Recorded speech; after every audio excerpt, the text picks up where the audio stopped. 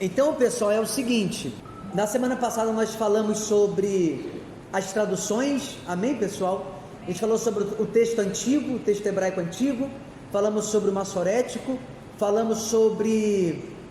mais o que, pessoal? Vamos ver se o pessoal lembra. E Novo Testamento, qual que foi? Vamos...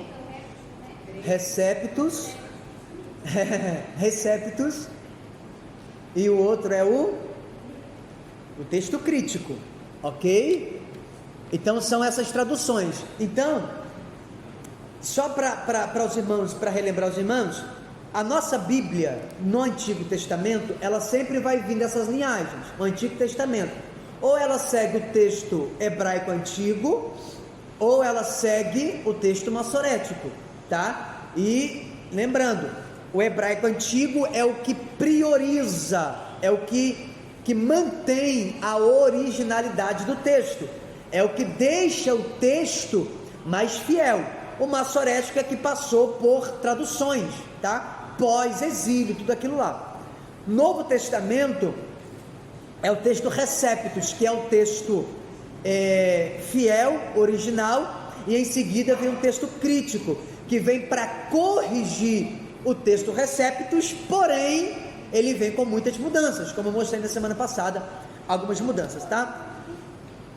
Pessoal, nós falamos também a respeito da Septuaginta, tá? Falamos da Septuaginta, falamos também da Vulgata, falamos das traduções católicas, tá ok? E com todo esse movimento, olha que coisa interessante, com todo esse movimento de tradução de texto do antigo, do massorético, do recepto, do crítico, da vulgata, da septuaginta, tudo isso, na verdade, foi necessário criar algumas sociedades, entende? Algumas sociedades, foi para traduzir a Bíblia. Com isso, o que aconteceu? Deu-se início a algumas sociedades. A Sociedade Bíblica Britânica foi a primeira, de onde se originou a ideia, a responsável por traduzir a Bíblia. Quando a Sociedade Bíblica Britânica começou com a ideia de interpretar e de traduzir a Bíblia para os vários idiomas, ela começou a aceitar na sua sociedade vários segmentos, várias ideias. E essas várias ideias, esses vários segmentos que veio, começou a criar um certo tipo de problema. Dentro da Sociedade Bíblica Britânica tinha uma ideia, um pensamento a respeito da Bíblia. Só que vindo outras ideias, o que a gente poderia chamar de ecumenismo, ou seja, essa mistura, essa junção de ideias. E por causa dessa junção, por causa dessas ideias, começou a criar alguns conflitos. Observa, porque isso vai ser importante para você entender a Bíblia que você carrega na sua mão. Se você não entender isso, você não vai entender o porquê dessa Bíblia. Então a Sociedade Bíblica Britânica começou a receber dentro da sociedade vários segmentos, vários pensamentos, várias ideias. Ok? Até aqui? Está dando para pegar? Então a Sociedade Bíblica Britânica, a responsável, e ela começa a aceitar várias ideias. Com essas ideias, esse grupo de pessoas, esses grupos de pensadores que entram para a Sociedade Bíblica Britânica, se inicia os unitarianos. Isso aqui é importante a gente saber. Por quê? Porque vindo essa ideia de unitarianos, vem a ideia de se acreditar que Deus Pai, Ele é Deus, que Cristo é Filho de Deus, mas que Cristo não é Deus, e que o Espírito Santo, na verdade, é só a presença de Deus, mas não tem nada a ver com Deus. Observa, a Sociedade Bíblica Britânica, aonde se origina a sociedade dos unitarianos, porque ela começa a receber muitas ideias lá dentro, com esse receptáculo de pensadores, dar-se então a ideia de pessoas dizendo assim: existe apenas um Deus, que é Deus Pai, Cristo é apenas Filho de Deus, e o Espírito Santo é apenas uma presença. Ou seja, eles não acreditavam que Deus Pai, que Deus Filho e Deus Espírito Santo é uma pessoa que se manifesta em três. Consegue entender? Então, observa, da sociedade bíblica unitariana ou dos britânicos, é da onde se origina, por exemplo, a ideia dos testemunhos de Jeová. A ideia deles vem dessa sociedade bíblica unitariana. Os adventistas também vêm da sociedade bíblica unitariana, tá? Então, não obstante a isso, essa doutrina dos unitarianos também é conhecido como os unicistas, né? Que tem exatamente essa crença que Deus Pai, Deus Filho e Deus Espírito Santo não é um. Por exemplo, se a gente pega a água, por exemplo, nós sabemos que a água, você pode fazer ela se tornar gás e também gelo, né? Mas tudo é água. A água, ela se manifesta em gases e também em gelo, só que tudo é água. Assim é o Deus Pai, Deus Filho e Deus Espírito Santo, é uma pessoa que se manifesta em três. Mas os unicistas, os unitarianos, eles não acreditam dessa maneira, tá ok? Bom, sendo assim, dentro dessa sociedade existe um grupo que a gente chama de trinitarianos. Os trinitarianos, que é um grupo que estão dentro dessa sociedade bíblica britânica, que porém eles acreditam em Deus Pai, Deus Filho e Deus Espírito Santo como uma pessoa que se revela e que se manifesta em três. Então, os trinitarianos, por que trinitarianos? Porque eles acreditam na triunidade de Deus, eles acreditam e por que, deixa eu explicar por que talvez eu não falei, mas eu tenho um hábito, por exemplo, de falar triunidade, e eu não costumo falar trindade. E por que eu não falo trindade?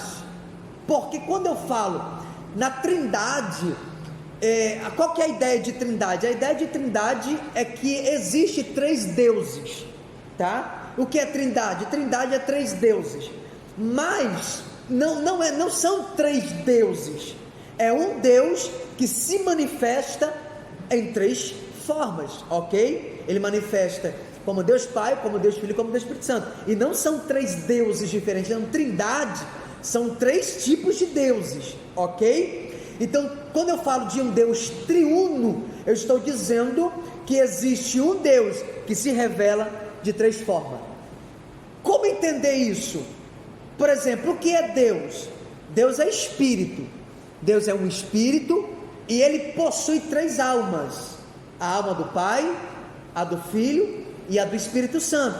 Ou seja, o Pai tem uma personalidade, o Filho tem uma personalidade, o Espírito Santo tem uma personalidade. Quando o Pai se revela no Filho, é uma personalidade. Por exemplo, o Deus Pai, ele diz assim: eu vou matar todo mundo, pecou, morre, vacilou, dente por dente, olho por olho, sim ou não? É Deus Pai. O Deus Filho tem uma outra personalidade. Ele diz assim: Pai, perdoa eles, porque eles não sabem o que fazem.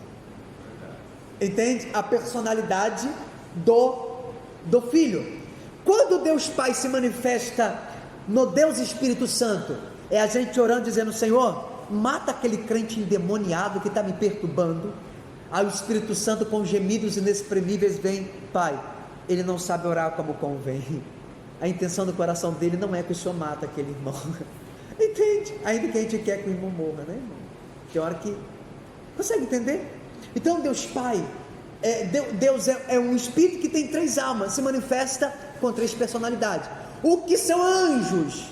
Anjos é um espírito que possui uma alma. Isso é anjo. Consegue entender? Anjo é espírito, é um espírito que possui uma alma. O que é Deus? O que é Deus? Um espírito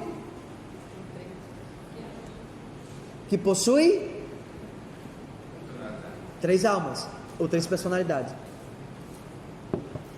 O que é um anjo? Um espírito que possui uma. O que é o ser humano? Uma alma que possui um espírito. O ser humano é o quê? que possui um espírito. É importante você saber disso. Lá no Gênesis, Deus criou o homem do pó da terra, lembra daquela história? Aí Deus pega o espírito, sopra na narina no homem. A junção do sopro de Deus com o barro traz à existência um terceiro elemento. Que terceiro elemento é esse? Alma vivente. Amém? Quando Deus criou o homem do pó da terra, Ele soprou nas narinas do homem o fôlego da vida. Ou seja, parte de Deus é soprado dentro do homem. Então Deus vai pegar uma porção dele, vai soprar dentro do homem, e o homem então se torna uma alma vivente. É isso que está escrito. E soprou o Senhor Deus nas narinas dos homens o fôlego da vida, e o homem se tornou uma alma vivente. Nós estamos entendendo. Existe um grupo de pessoas dentro da sociedade bíblica britânica, que agora tem pessoas que pensam que são os unicistas, que são os unitarianos, e lá dentro tem um grupo de pessoas que são trinitarianos, que acreditam de verdade, de fato, em Deus Pai, Deus Filho e Deus Espírito Santo. Amém, pessoal? Deixa eu dar aqui um bem-vindo para os irmãos que estão ao vivo com a gente também. Irmã Leisa, Deus abençoe. Irmã Liliane, Deus abençoe. Agora observa, preste atenção. No dia 5 de maio de 1831, esse grupo trinitariano disse assim: nós queremos uma reunião na sociedade, dentro da sociedade bíblica. Para quê? Para a gente decidir e definir de uma vez por todas se nós vamos acreditar em Deus Pai, Deus Filho e Deus Espírito Santo, ou se vamos acreditar somente em Deus Pai. Então eles pedem uma reunião, porque eles acreditam de fato na triunidade de Deus. Mas aí o que acontece? Dentro da reunião, o grupo trinitariano perde. Eles perderam. E quando eles perderam, o que eles fizeram? A partir de agora, a gente não faz mais parte da sociedade de vocês. Nós estamos saindo fora, porque a gente acredita em Deus Pai, Deus Filho e Deus Espírito Santo. Então a sociedade bíblica britânica, que veio a unitarianos, essa ideia de unicista, de unitarianos, permaneceram, criaram e ganharam força, e esse grupo trinitariano, que era um grupo menor, começou então a preservar os textos fiéis. Eles começaram a preservar a fidelidade do texto e a manter. Igual, por exemplo, quando a gente fala sobre a Bíblia, que a gente comentou na semana passada, na aula passada, sobre a tradução de João Ferreira de Almeida, né, que a gente fez esse comentário aqui. Qual é a versão de João Ferreira de Almeida que presta? Que eu estou dizendo assim, a única que vem da Sociedade Bíblica Trinitariana é a de João Ferreira de Almeida, a corrigida fiel. Então João Ferreira de Almeida, todas elas depois tem uma mistura de recepto com crítico, com maçorético, com clássico antigo, tá ok? Então, quando eles fizeram essa reunião, os unitarianos venceram, isso provoca a saída dos trinitarianos. Então eles vão sair, e nos anos 1948 surge então a Sociedade Bíblica Unida como uma visão ecumênica, ou seja, a Sociedade Bíblica do Brasil. Tem alguém aqui que tem alguma Bíblia da Sociedade Bíblica do Brasil? Dá uma olhada aí. Não, vocês têm que olhar aqui, ó, porque uma coisa é o tradutor dela, outra coisa é por qual sociedade ela foi traduzida. Essa Sociedade Bíblica do Brasil é uma das sociedades bíblicas que as pessoas mais usam. Procura aí qual sociedade bíblica, aqui tem um monte de texto. Vamos descobrir de qual sociedade. Essa é do Brasil? Sociedade Bíblica do Brasil? Preste atenção nos detalhes que a gente vai ver. Por que estou perguntando isso? Que é importante você saber de onde vem a sua sociedade. A Sociedade Bíblica do Brasil, ela vem da Sociedade Bíblica Unitariana, da Sociedade Bíblica dos Unicistas, tá? Então a Sociedade Bíblica do Brasil, ela é pertencente aos unitarianos. Por exemplo, essa que eu estou aqui é dos trinitarianos. Essa aqui é da Sociedade Bíblica Trinitariana. Quando você for ler algumas traduções de Bíblia, de alguma sociedade, vocês têm que ficar atento com isso. Por quê? Porque os unicistas, os unitarianos, eles não acreditam na triunidade de Deus. É por isso que é importante a gente conhecer qual Bíblia a gente está usando. Eu, por exemplo, eu prego só baseado na Sociedade Bíblica Trinitariana. Então, eu posso estudar qualquer versão, posso comparar texto, eu comparo o texto, eu tenho Bíblia em casa que é da Sociedade Bíblica do Brasil, eu comparo o texto, mas a minha base sempre é da Sociedade Bíblica Trinitariana, tá bom, pessoal?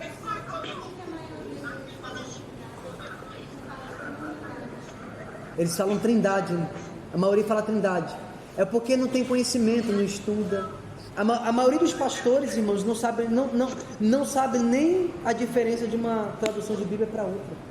Então, por exemplo, quando eles falam assim, eles falam sobre a trindade, eles estão atribuindo a 3 deuses, eles não fazem noção do que estão falando, eles não têm ideia.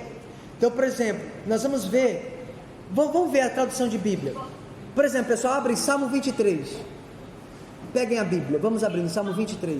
Por exemplo, pessoal, no texto original, no hebraico original, o Salmo 23, se você quiser, tiver com a caneta, anote aí, pode anotar na própria Bíblia, o Salmo 23, verso 1, Salmo 23, 1, o texto original é assim: o Senhor é o meu pastor, ponto,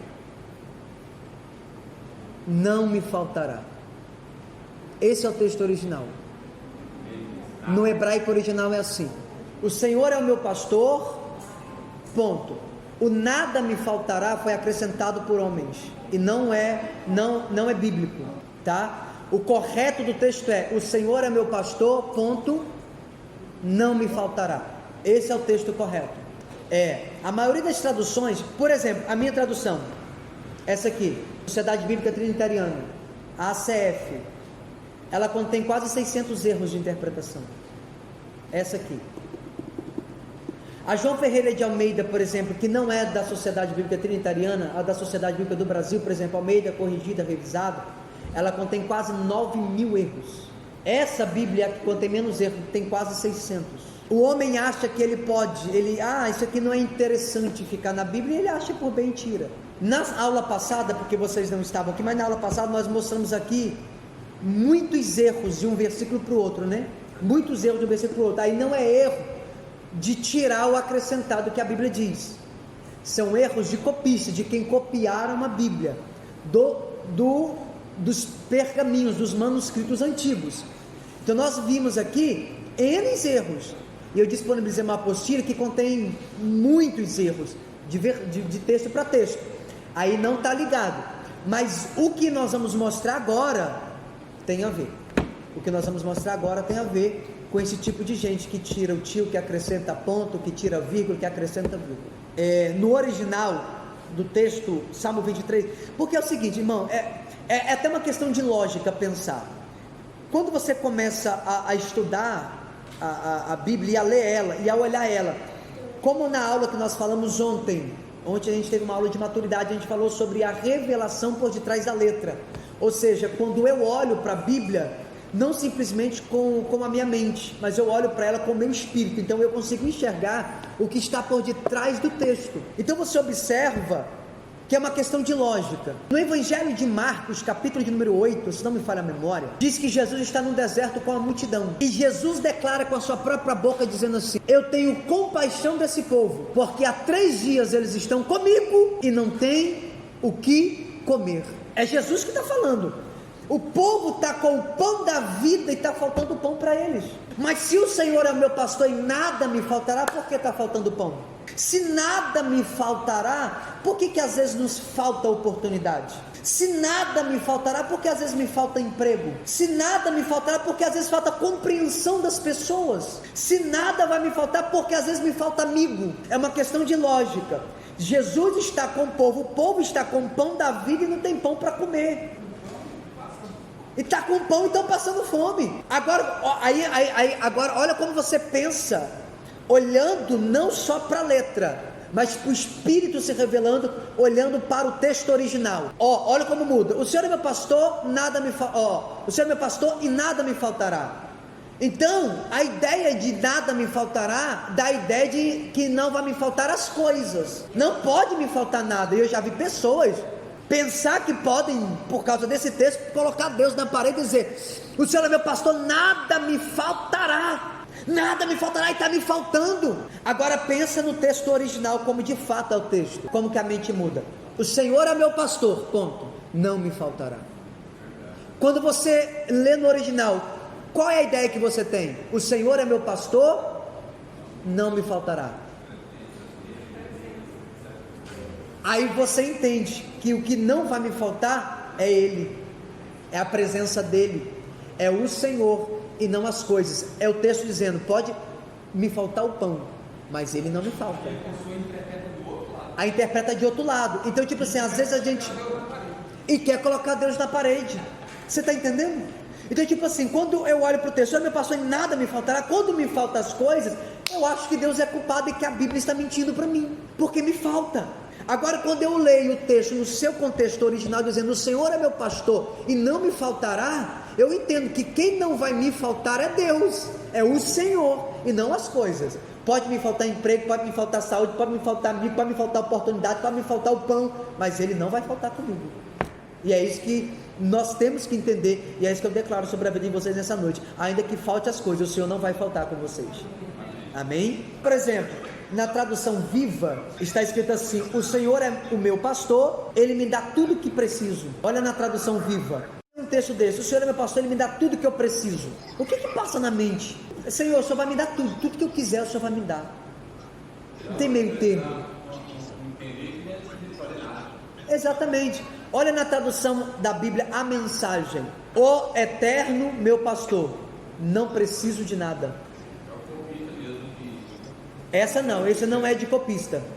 Isso é erro que o homem acha que pode mudar. Só que, por exemplo, quando você pega uma Bíblia pertencente à Sociedade Bíblica Trinitariana, ou uma Almeida Corrigida Fiel, ou uma tradução que preserva o texto original, aí você vai ter textos que são fiéis ao original, aí você vai ter acesso a textos que são fiéis ao original. Então, por exemplo, quando a gente fala da Bíblia Viva, da Bíblia Mensagem, da Bíblia, dessas traduções, Almeida Revista e Revisada, esses tipos de traduções, o homem mudou. Isso não foi erro de copista, isso foi o homem pensando que ele pode, e que de fato, ele deu na cabeça dele, ele acha que ele vai melhorar, eu vou melhorar o texto, eu vou trazer uma compreensão melhor para as pessoas, e ele acaba mudando. Só que nessa mudança, ele tira a essência, ele tira a veracidade do texto, né? Então, por exemplo, eu não vou ler tudo, irmão, porque é muito texto, mas só para vocês verem.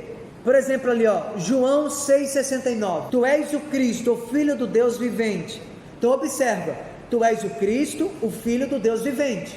Isso na Almeida Corrigida Fiel. Olha como está escrito na Almeida Revista Corrigida, tu és o Cristo, o Filho de Deus. Ou seja, ele tirou o Deus vivente, ele tirou do texto. Olha como está na Ara. Na sua está como? Na RC tá, tu és o Cristo, o Filho de Deus. Tu és o Cristo, o Filho de Deus. Ele tirou o vivente. Tirou o vivente. Agora você vê na Ara, na tradução Almeida Revista Atualizada, está, tu és o Santo de Deus. Então olha como mudou. Ele não só tirou o Cristo, como tirou o vivente. E como tirou o Filho. Tu és o Santo de Deus. Aí quando você lê, tu és o Santo de Deus, e quando você lê, tu és o Cristo, o Filho do Deus vivente, mantendo o original, olha como tudo muda. Consegue entender? Como que é importante a gente saber disso? E a maioria das pessoas não sabe dessas coisas. A ACF. Eu vou passar para vocês a lista das Bíblias, que vocês podem, que mantém o original. Existem muitas traduções, tá? Da João Ferreira de Almeida é a ACF, tá? Mas, por exemplo, tem a King James também. Eu vou passar para vocês algumas.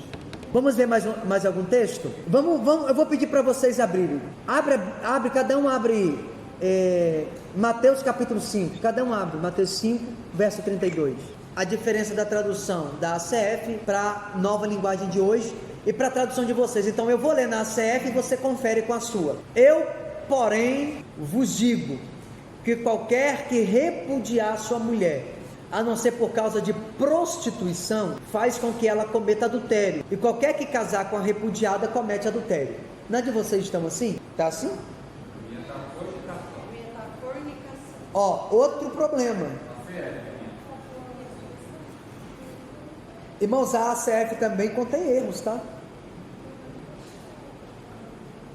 Apesar de ser fiel, contém erros. Tá bom? Só que é o seguinte, só falando sobre esse assunto, existe uma tradução que vai falar sobre prostituição, sobre adultério, sobre fornicação, coisas sexuais ilícitas. Olha só como muda. Só que o original disso é fornicação. Não é prostituição, não é adultério, não é coisas ilícitas. É fornicação. Porque fornicação, a ideia de fornicação é o seguinte: qual que é a ideia de fornicação que a gente tem hoje? Funciona assim: eu sou solteiro, pode perguntar.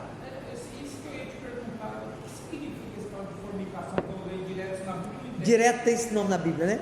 Fornicação, por exemplo, eu sou solteiro, então saí e eu fiquei com uma menina e coabitei com ela, mas eu não sou casado. Então todo aquele que comete, que pratica esse ato fora do casamento é fornicação. Só que na Bíblia, o que é que a Bíblia está dizendo? Por exemplo, eu, por exemplo, de qualquer que repudiar sua mulher, a não ser por causa de prostituição, nessa tradução, mas no correto é fornicação, está dizendo assim: o que é repudiar? Por exemplo, eu estou marcado para casar hoje, aí antes de eu casar, a minha noiva foi lá e fez fornicação, fornicou. Aí eu cheguei, quando eu fui deitar com ela, na minha noite de núpcias, eu percebi que ela não era mais virgem. A carta de repúdio, porque ela fornicou antes de casar, ou seja, na noite. Só que eu não posso devolver ela se eu me deitar com ela, ter relação com ela. Se eu perceber que ela já teve relação, o que eu faço? Antes do dia amanhecer, eu devolvo ela para o pai. Biblicamente falando, é isso. Pegou? Agora, na nova linguagem de hoje, pastor, esse negócio de adultério, de prostituição, de fornicação, essas coisas e o negócio é sério, né? Então, tipo, é claro que hoje, tipo assim, a gente, tipo, no mundo que vivemos, é claro que dificilmente a gente vai conseguir encontrar uma moça que é virgem antes de casar. Encontra, né? Em alguma gruta por aí deve achar, mas difícil.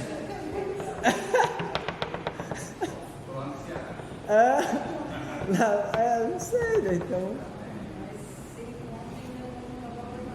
aí se encontra o cara ainda não dá valor, né? Mas, por exemplo, na tradução da nova linguagem de hoje diz assim: mas eu lhes digo que todo homem que mandar a sua esposa embora, olha, irmão, olha, que tem nada a ver, a não ser em caso de adultério, faz com que ela se torne adúltera, e o homem que casar com ela também cometerá adultério. Então o texto foi completamente modificado, né?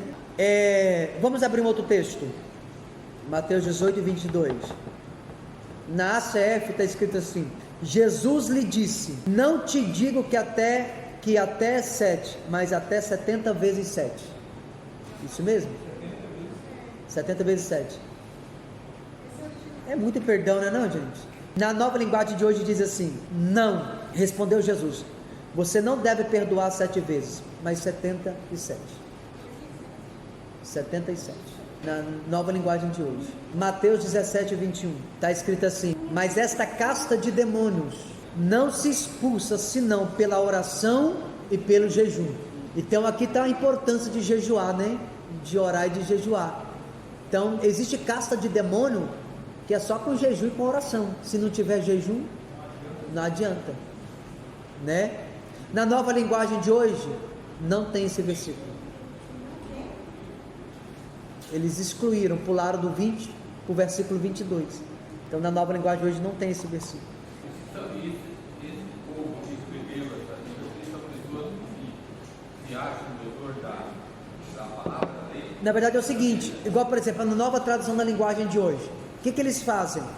Nós vamos falar de uma linguagem que todo mundo entende. Aí tem coisa que eles, porque quanto mais antigo o texto, mais fiel, porém mais difícil de entender. Então, tipo assim, é mais fiel, porém mais difícil de entender. Aí o que eles fazem? Vamos melhorar isso? E nessa ideia de melhorar isso, vai mudando e vai perdendo a essência do texto. Muitas vezes eles não achavam o texto inteiro, né? Eles achavam fragmentos. Mas aí era os copistas, né? Agora esses de mudança de tradução de Bíblia, não, isso é coisa de homens mesmo. É o homem mesmo que mudou. Achou que não tinha necessidade. Então, tipo assim, quando você começa a perceber que existem traduções de Bíblia que diferem da outra, e que existem erros de copista, tipo assim, toda Bíblia que você pega, você começa a ler, você percebe que tem alguma coisa que tipo não encaixa, alguma coisa não encaixa. Aí você lê de uma Bíblia para outra. Por isso, por exemplo, você vai preparar uma mensagem para você pregar, eu falei semana passada, você nunca deve preparar uma mensagem baseada apenas em uma tradução.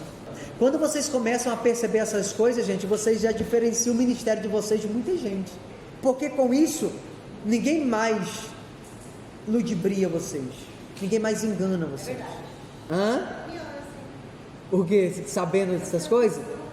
Na verdade é o seguinte, você fica esperto, aí você não engole mais qualquer coisa. As pessoas vão tentar te empurrar alguma ideia e você não engole mais. Entendeu? Então, tipo assim, você vai ter argumento, e a ideia é que você tenha argumento. Então, tipo assim, por exemplo, vem um espírita falar com você tem argumento para falar. Vem um kardecista, vem um macumbeiro, vem um budista, vem sei lá, qualquer seita, qualquer heresia que vir contra você, você não engole mais. João 1,14. Na ACF está assim: o verbo se fez carne, correto? Na nova tradução da linguagem de hoje está como? A palavra se tornou ser humano. A palavra, olha isso, olha na ACF, o verbo se fez carne. Na tradução de vocês estão assim? Está assim? O verbo se fez carne, correto? Na nova tradução da linguagem de hoje está como, pastor? Se tornou um ser humano. Quando a gente fala que a palavra se tornou um ser humano, nos dá a entender que Jesus, que é o verbo, havia se tornado um ser humano qualquer. Ou seja, a palavra se tornou um ser humano, e aí? Mas o verbo se fez carne. Olha como muda tudo. Você está entendendo? Então, tipo assim, a palavra se tornou um ser humano. Então pode ser qualquer ser humano. Consegue entender, gente? 1 Coríntios 7,39. Está escrito assim: a mulher casada está ligada pela lei todo o tempo que o seu marido vive. Está assim? Como que está? A mulher está ligada pela lei enquanto vive o marido. Observe que tiraram pela lei. Pela lei. Enquanto vive o marido. Matar um bocado aí, né, gente? Como é que está da senhora? Está como? A mulher casada está ligada pela lei todo o tempo que o seu marido. Como é que está do senhor, irmão? A mulher casada está ligada pela lei. Ok. Como que está na... A mulher não está livre quando o seu marido estiver vivo. Meu Deus, irmão. As irmãs estão lascadas, né? E aí? Separou, o cara bateu nela, separou. Não, ele está vivo lá, então você não pode casar mais não. E aí? Está todo mundo lascado.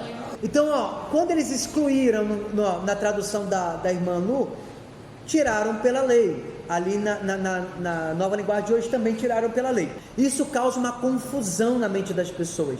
Por quê? Porque as pessoas, elas não sabem como se formalizar o casamento diante de Deus. Entende? Vamos ler o verso 40, no mesmo capítulo, verso 40. E também eu cuido que tenho o Espírito de Deus. Como que está na linguagem de hoje? Eu acho que também tenho o Espírito de Deus. E eu acho que tenho também. Eu acho. O que é isso? Ele está lançando dúvida.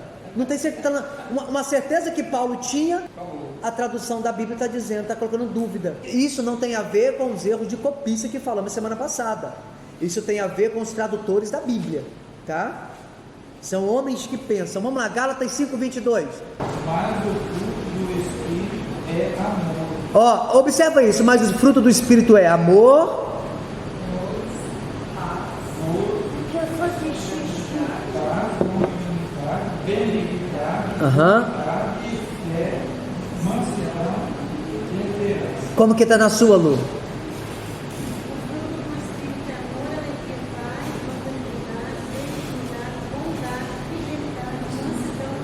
Ó, você viu que na dela trocou a fé por fidelidade. Então você percebe que o fruto do Espírito é amor, gozo, paz, longanimidade, benignidade, bondade, fé, mansidão e temperança, ou domínio próprio. Eu gosto mais da versão que tem domínio próprio. Só que algumas traduções tiraram fé e colocaram fidelidade. Só que fé, gente, é uma coisa, ser fiel é outra.